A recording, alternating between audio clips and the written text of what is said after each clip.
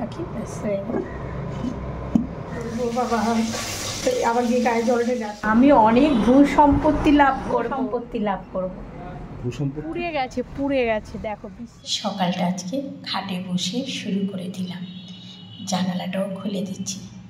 এমনিও আমি উঠলে না দরজা জানলা আগে খুলে দিই, আমার ভালো লাগে না জানালা দরজা বন্ধ থাকা। আগে তো জানালা খুলেই শুতাম, তারপরে ওই যে এসি ছাড়লে তো সব দরজা জানলা বন্ধ করে রাখতে হয়, যার জন্য সমস্ত কিছু বন্ধ থাকে। আর এই দেখো বেড, আমার কর্তামশাই উঠে গেছে, আর ঝুল বারান্দার দিকে দরজাটা খোলা, আর এই দরজাটা বন্ধ ছিল, খুলেই বেরোচ্ছি। আমার মুখ দেখেই নিশ্চয়ই তোমরা কিছু বুঝতে পেরেছ। হ্যাঁ, গতকাল না একটু শরীরটা খারাপ ছিল, সেরকম কিছু না, মাথা যন্ত্রণা। এই দেখো কি সুন্দর ফুরফুরে হাওয়া দিয়েছে। ঝুল বারান্দায় এসে গাছগুলো না দেখালে সকাল শুরু হয়েছে সে আওয়াজটা তো মুখে বলার থেকে দেখালেই ভালো লাগে, তাই না? আর এই যে আজকে সূর্যের উত্তাপ প্রখর, কেননা বেলা 8:45 বাজে, আর এখনই আমি বিছানার থেকে উঠলাম। কীরকম মানুষ আমি চিন্তা করো। কি করব, শরীর সব সময় তো শরীর সাথ দেয় না। না, সকালে একবার উঠেছিলাম, তারপরে কর্তামশাই বকা দিয়েছে, আবার ঘুমিয়ে পড়েছি। চলো বাসি ঘরটা ঝাড় দিলাম, এবার চায়ের ডিউটিটা, চাটা তো করি না। এখন শরীরটার অতটা খারাপ নেই, কিন্তু ওই যে ঘুমিয়ে পড়েছিলাম, তা উঠেছি যখন, এখন চাটা করে কাজকর্মগুলো শুরু করি। ঘরের গৃহবধূ কাজকর্ম না করলে তো হবে না, কাজকর্ম না করলে সংসারটা তো অচল হয়ে থাকবে। তা চা নিয়ে বসলাম, আমাদেরও কিন্তু খুব বকা দিল, রোজ রোজ শুধু চাগুলোকে খাবে, চায়ের কাপ নিয়ে ছুঁড়ে ফেলে দেবো, একটু বকা শুনতে হলো।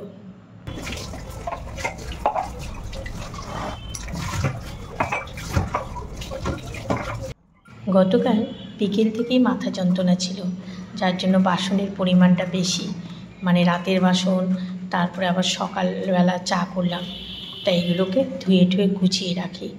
বেলা অনেক হয়ে গেল, আর এত বেলা করে কাজ করা না, আমি তো করি না, আমার যেন মনে হচ্ছে কত জানি বেলা হয়েছে। এর মধ্যে ডাল সেদ্ধ নেই, তা ভাবলাম ডালটা ভিজিয়ে রাখি, ঝটপট প্রেশার কুকারে দিলে সেদ্ধ হয়ে যাবে। অবশ্য মুসুরি ডাল ভেজানোর দরকার হয় না, তবুও আমি একটু ভিজিয়ে রেখে দিলাম। আজকে তো আমার কাজের একটু গণ্ডগোল হয়ে যাচ্ছে, কিছু করার নেই, কী করবো বলো। মানুষের শরীর ভালো মন্দ এই নিয়েই চলতে হবে, কিন্তু মানে এখানে কি রেখেছো, কিন্তু বসে থাকলে তো হবে না সংসার। আমি বসে থাকলে আমার সংসার অচল হয়ে পড়ে থাকবে। তা এখন এই যে কাজকর্ম করছি, জানি না তোমাদের কি শেয়ার করতে পারবো। আর দেখো পুরো ঘেমে অস্থির হয়ে যাচ্ছি। রাত্রেবেলা যা শরীর খারাপ ছিল, মানে ও এসে বকা দিয়ে তারপরে একটা ওষুধ দিয়েছে, মেডিসিন দিয়েছে, তারপরে খাওয়ার পর সকালবেলা উঠে গাড়ির চাবি ড্রাইভার ভাইকে আমিই দিয়েছি, তারপরে ও এক বকা দিয়েছে, বলে ফোনটা রাখো, রেখে এখন কাজকর্ম করতে হবে, মানে একটুখানি রেস্ট নিয়ে নাও, তারপরে সেই তো করবেই। তারপরে তখন নাহলে ওই যে ঘুম থেকে উঠে একটু ফোনটা নাড়াচাড়া করে, কিন্তু আজকে আর করতে পারিনি, বকা দিয়েছে। তারপরে তখন শুয়েছি, ঘুমিয়েছি বলে মনে হচ্ছে শরীরটা একটু ফ্রেশ লাগছে, কিন্তু একটু উইকনেস লাগছে। যাকে এই ছেলের বিছানা করে সারাটা দিন সাথে থাকো, দেখতে থাকো, হয়তো যাই হোক, মানে একটু হলেও তো সংসারে কাজ তো করবোই, তাই না? হাত পা গুটিয়ে তো বুঝতে পারবো না, তা যেটুকুই শেয়ার করি তোমাদের সাথে নিয়েই করব। চলো। অনেকেরই একই কথা, এমনকি আমার কর্তামশাইয়েরও কথা, যে ফোনটা রাখো, ফোনের জন্য মাথা যন্ত্রণা। আচ্ছা বলো তো, আবার অনেকের চিন্তা ভাবনা যে সারাক্ষণই ফোন নিয়ে থাকছে। আচ্ছা সারাক্ষণ যদি আমি ফোন নিয়ে থাকি, তাহলে এই যে সংসারের A to Z যে কাজকর্ম, সেগুলো তো তোমরা দেখতেই পাও, সেগুলো কে করে? আমার তো কোনো হেল্পিং হ্যান্ডও নেই। তাহলে আসলে কি বলো তো, একাকিত্ব। সন্ধ্যার পর থেকে বোরিং লাইফ ছিল, সত্যি ভালো লাগতো না। টিভি রাখো শুয়ে বসে, কিন্তু ইউটিউব আমাকে একটা প্ল্যাটফর্ম এনে দিয়েছে, যেখানে নাকি আমার আর মনে হয় না যে আমি একা রয়েছি। সেখানে সন্ধ্যা হলে সবার কমেন্টসে রিপ্লাই দিই, কি ভালো লাগে। মনে হয় আমি কতজনের মধ্যে রয়েছি। সারাদিন কাজকর্মের মধ্যে মনে হয় কখন সন্ধ্যা হবে, আবার আমি নেক্সট দিনের জন্য ভিডিও এডিটিং করব। সত্যি খুব ভালো লাগে জানো, কিন্তু না গো, তোমরাও বিশ্বাস করো, সারাদিন আমি ফোন নিয়ে থাকি না। ফোন নিয়ে থাকলে সংসারে কাজগুলো আমি সময় মতো করতে পারতাম না। শুধু ওই যে ভিডিওটা এডিট যখন করি সন্ধ্যা 7টা থেকে, তখন প্রায় ঘন্টা 3 লেগে যায়। কেননা আমি তত পাকাপোক্ত ধরো এই তো 9 মাস ধরে আমার এই চ্যানেলটা, তার আগে ছিল, কিন্তু এগুলো করতে করতে অভ্যাস হয়ে যাবে। আর হ্যাঁ, এক বোন আমাকে বলেছে যে আমি যে ঠাকুর ঘরে গানটা বাজাই, ওই বোন কেন, আরও অনেকে বলেছে ওই মিউজিকটা ভালো লাগে, কিন্তু পুরো গানটা কেন বাজানো হয় না। না, ইউটিউবের অনেক রুলস আছে, সব গান তো ঠাকুরের কত গান আছে, কিন্তু সেগুলো তো কপিরাইট ছাড়া গানই ইউজ করতে হবে। আর ভালো লাগলেও আমাকে একটা টাইমের মতোই দিতে হবে। ভালো লাগে বলে যে পুরো গানটা দেবো, না, হবে না। সেই বোনকে আমি কমেন্ট করে রিপ্লাই দিয়ে দিয়েছি, তবু আমি ভিডিওর মাধ্যমে আরও যারা আমাকে প্রশ্নটা করেছে তাদের অ্যান্সারটা দিয়ে দিলাম। হ্যাঁ বন্ধুরা, দেখো এই ঘরে আবার চলে এসেছি ওই দিকের ঘর গুছিয়ে। এবার ওই ঘরের গদিটা এনে এখানে পেতে দেবো, আর ওই ঘরটা পুরো ফাঁকা রাখবো। কেননা তোমরা তো জানোই, আর মাত্র আজকে শুক্রবার, সামনে রবিবার, আমাদের এখানে যে ভোট, তার পরদিন পুজোটা, লোকনাথ বাবার পুজো। তা কিছু কিছু করে ধোয়া পাকলা করে আমি ওই ঘরটার মধ্যে রাখতে পারবো। একটা খালি ঘর থাকলে বাড়ির মধ্যে ভালোই লাগে, তাই না? মুখে বলছি ঠিকই যে একটা খালি ঘর বাড়ির মধ্যে থাকা ভালো, কিন্তু থাকতে দিলে তো খালি ঘরের মধ্যে দেখবে যখনই কিছু থাকে না, ফাঁকা ঘরটাই রেখে আসি। সেটা আমিও করি। আজকে আর মোছা হবে না, যাবো স্নান করে পুজো দেবো, ছেলেকে টিফিন করবে, সেগুলো করবো। দেখো দুটো চেয়ার ছাড়া ঘরে আর কিচ্ছু নেই, ফাঁকা। শোনো শোনো, তোমরা কিন্তু কেউ হেসো না, আমি ঠিক মতো তো গাছ পারি না, তা সার দেব। গতকাল রাত্রে গাছে জল দিয়ে রেখেছি, তা দিদিকে আবার জিজ্ঞাসা করেছিলাম, দিদি বললো সাইডগুলো খুঁড়ে তারপরে ওখানে একটু সার দিয়ে দিবি। সার কি বলো তো, আমার ওই যে ডিমের খোলা, চা পাতা শুকিয়েছিল, মিক্সিং গ্রাইন্ডারে পেস্ট করে দিচ্ছি। এই নিয়ে আবার পড়লাম ওই ঘর থেকে এসে, ভেবেছিলাম স্নান করতে ঢুকবো। আর আমি যখন এডিট করছি, আমাদের বাড়ির সামনে দিয়ে এত পরিমাণে গাড়ি যাচ্ছে, দরজা জানলা বন্ধ করেও আটকাতে পারছি না, এত আওয়াজ আসছে। আর এই যে সব গাছগুলোতে আস্তে আস্তে করে সার দিলাম। তোমরা দেখে কমেন্ট করে বলবে হয়েছে কি না সার দেওয়া। এইভাবে দেয় তো। সার ঠার দিয়ে এবার স্নান করে চলে আসলাম। আর স্নান করতে গেলে আমার প্রত্যেক দিন, এর জন্য জানো আমার না জামা কাপড় কাচা অনেকের থাকে না, একদিনে অনেক বেরোয়।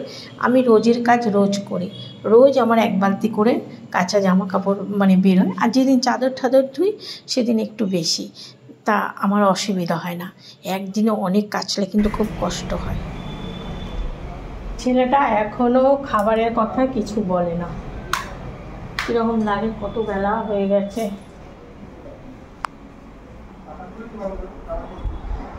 ঠিক আছে, পুজোটা দিয়ে নিই। যখন ছেলেকে জিজ্ঞাসা করলাম কিছু বলল না।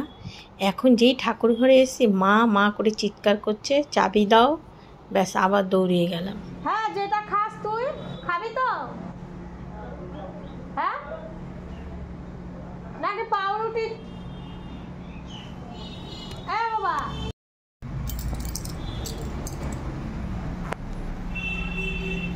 ও বাবা, এই যে চাবি নে। পুজো দিতে বসে একটা কথা মনে পড়লো, তাই আবার ক্যামেরাটা অন করলাম। এই যে ছোট সিংহাসনে, একজন কমেন্ট করেছে যে ছোট সিংহাসনে যে শ্রী শ্রী রাম ঠাকুরদেব রয়েছে, উনি কি তোমার গুরুদেব? তা হ্যাঁ, আমার ডেলি ব্লগ মনে হয় সে দেখে না। যাক, কালকে আমাকে কমেন্টটা করেছে, আর কমেন্টের রিপ্লাইটা আমি দিয়েছি কমেন্টের নিচে। তবু একবার বলছি, হ্যাঁ, এই যে শ্রী শ্রী বাবা বাবা লোকনাথ বলতে তো এই গুরুদেব রাম ঠাকুর আমার গুরুদেব। শাশুড়ি মার হচ্ছে এই গুরুদেব, আর আমার শাশুড়ি মাদের হচ্ছে বাংলাদেশে। আর এইখানে এই রাম ঠাকুরের আমি আমার হাজব্যান্ড দুজনেই, এমনকি আমার বাপের বাড়ি, আমার মামা বাড়ি, আমার দিদি বাড়ি সবাই আমরা এই ঠাকুরেরই শিষ্য।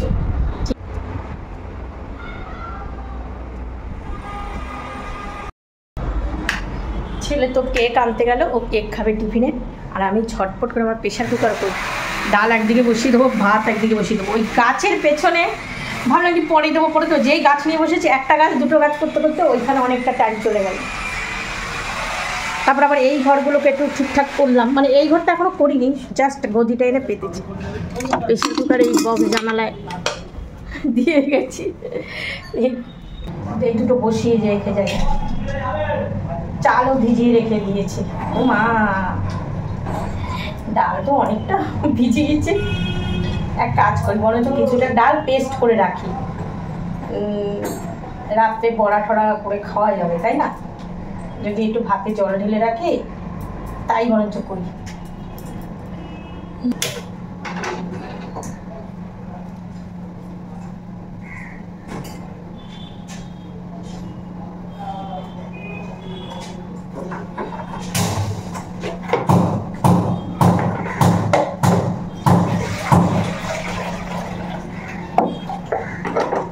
আমার রান্নাঘরে টুকটুক আওয়াজ হচ্ছে, কিছুক্ষণ বাদে বাদেই পাবে। পাশের বাড়ি মাসিদের গ্রিল লাগাচ্ছে, গ্রাউন্ড ফ্লোরে গ্রিল লাগাই যাবে। ডালটা পেস্ট করব, খোসা সমেত কয়েকটা রসুনের কোয়া আর হচ্ছে কাঁচা লঙ্কা দিয়ে দিলাম। আর রসুনের কোয়া খোসা সমেত দিলে না গন্ধটা ভালো হয়, বড়ার গন্ধটা। খুব একটা প্লেন করিনি, একটু দানা দানা রয়েছে, আর লঙ্কাগুলো দানা মানে আদা ভাঙা রয়েছে।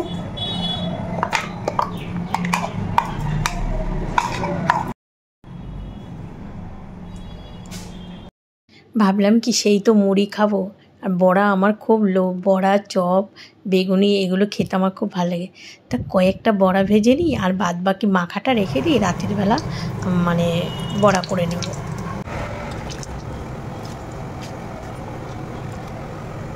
আমার দৌড়িয়ে গেছি নিচে, আরে ওই যে ভাত না আমার নরম হয়ে যাবো ভগবান, নামিয়ে নিই তারপর কথা বলছি।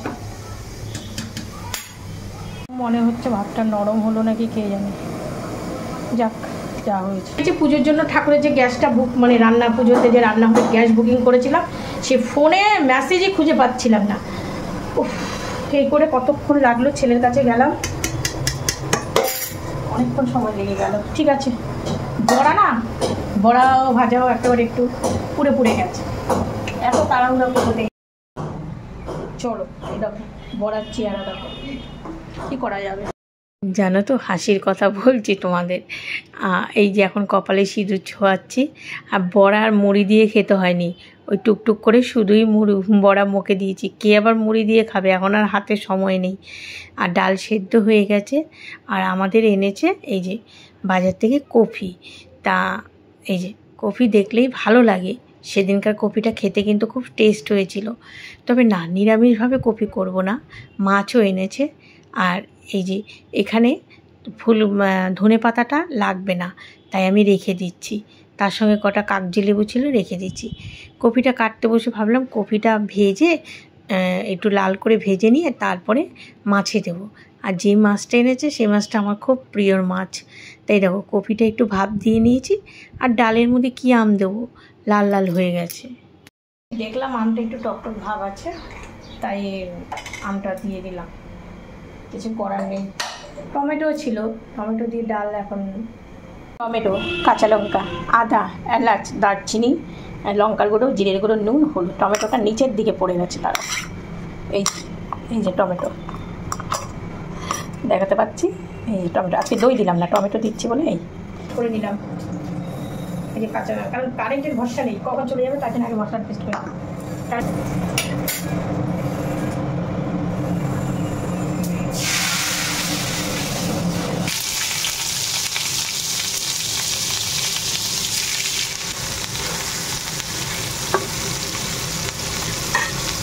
কফি ভাজা তো বসালাম, এইবার কই মাছগুলো বেশ বড় বড় সাইজের, আর হচ্ছে ছেলের জন্য আনা হয়েছে পাবদা মাছ। আর কপিগুলো দেখো কি সুন্দর লাল করে ভেজেছি। সব কিছু গুছিয়েও রান্নার প্ল্যানটা চেঞ্জ করতে হলো। এই যে আমার বাবু সোনার পাবদা মাছ। আর হ্যাঁ, কি প্ল্যান চেঞ্জ হলো বলো তো, কই মাছগুলো না খুব বড় বড় সাইজ, এর সঙ্গে ফুলকপি দিয়ে ঝোলের মতো করলে ভালো লাগবে না। তা ভাবলাম কই মাছগুলো ফুলকপি ভাজা রেখে দিই, কই মাছগুলো বরঞ্চ তেল কই করি। পটাশ পটাশ আওয়াজ শুনে তো বুঝতেই পারছো কী বসিয়েছি, পাবদা মাছটা এখান থেকে উঁচু মেরে মেরে দেখছি। ঢেকে দেওয়া যায়, কিন্তু ঢেকে দিলে না মাছ সেদ্ধ সেদ্ধ হয়ে যায়, ভালো লাগে না। পটাশ পটাশ করে ফুটে যাচ্ছে। পাবদা মাছে সর্ষে, কাঁচা লঙ্কা, জিরের গুঁড়ো, দই, নুন, হলুদ সব এটা দিয়ে পাবদা মাছটা করবো। ফুলকপি ভেজে এই যে রেখে দিলাম।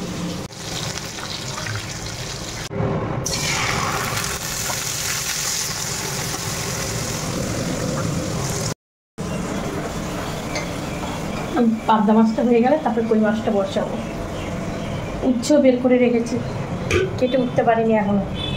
দেখা যাক কী করি, কাটতে পারলে কাটবো, নাহলে ভাবছি প্রেশার কুকারে সিটি দিয়ে সেদ্ধ করে নেবো, ব্যাস হচ্ছে, সেদ্ধ দিয়েও খাওয়া যাবে, তাই না? মাছটা দিয়ে দিই।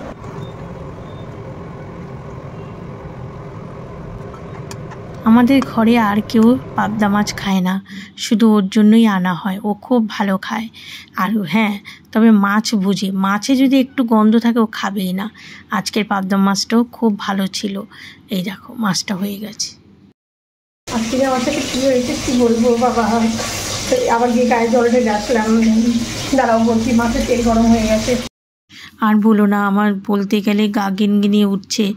ওই আমার না স্নান করার নাইটিটা বালতিতে ছিল, আমি ওই ঘরের বক্স জানালায় মেলতে গেছি, আর দেয়াল থেকে একটা ছোট্ট বাচ্চা টিকটিকি আমার পিঠের মধ্যে গিয়ে ঢুকেছিল, আর আমি লাফ দিয়ে ফেলেছি। এখন আমি পাজি নিয়ে বসছি, যে পাজিতে দেখবো যে পিঠে টিকটিকি পড়লে কি হয়।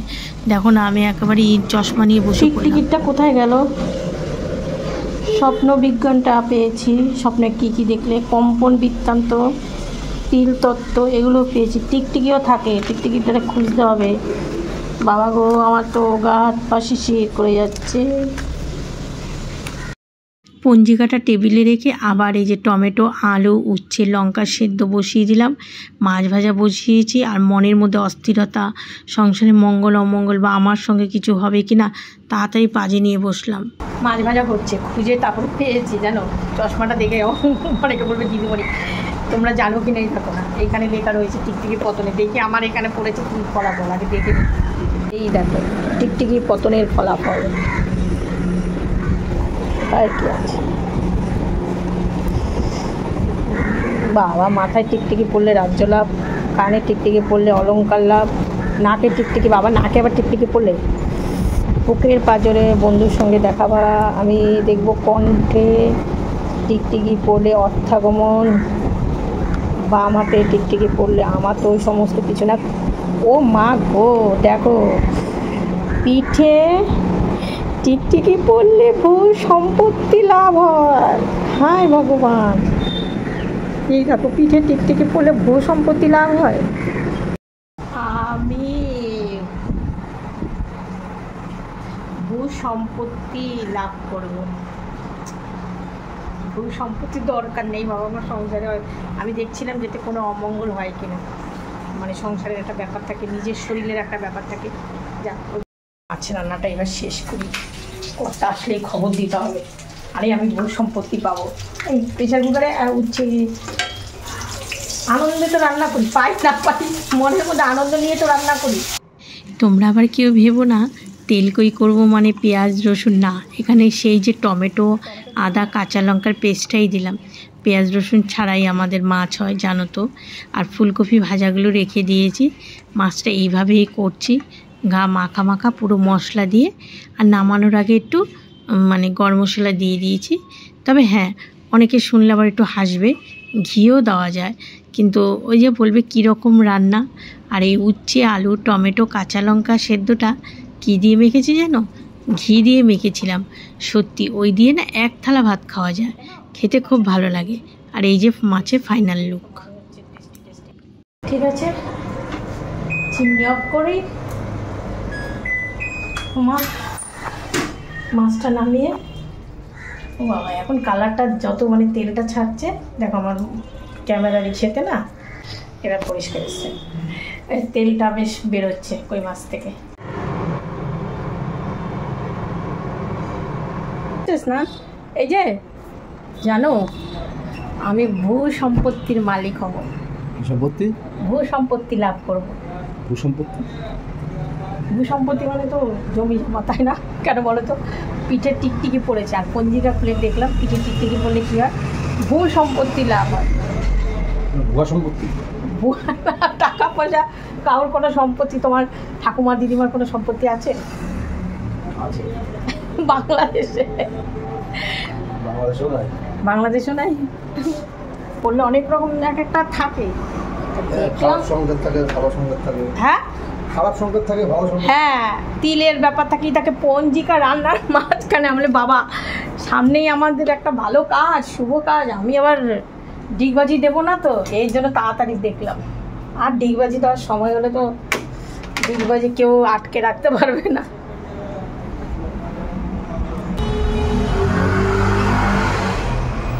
এই খাওয়া শেষ হলো, আর শুধু যে খাওয়া শেষ হয়েছে তা না, কিচেনে বাসন টাসন মেজে একেবারে কিচেন টিচেন মুছে একেবারে রেখেছি। এবার দাঁড়িয়ে দাঁড়িয়ে একটু আচার খাচ্ছি, তারপর একটু মোবাইল নিয়ে বসবো। গ্যাস ওভেন পরিষ্কার, এখানে বাসন টাসন মেজে সব, সিঙ্ক একদম ফাঁকা, লাইট জ্বালালাম না। দেখতে দেখতে সন্ধ্যা হতে যায়, আমি আমার গাছগুলোতে জল দিতে এসেছি।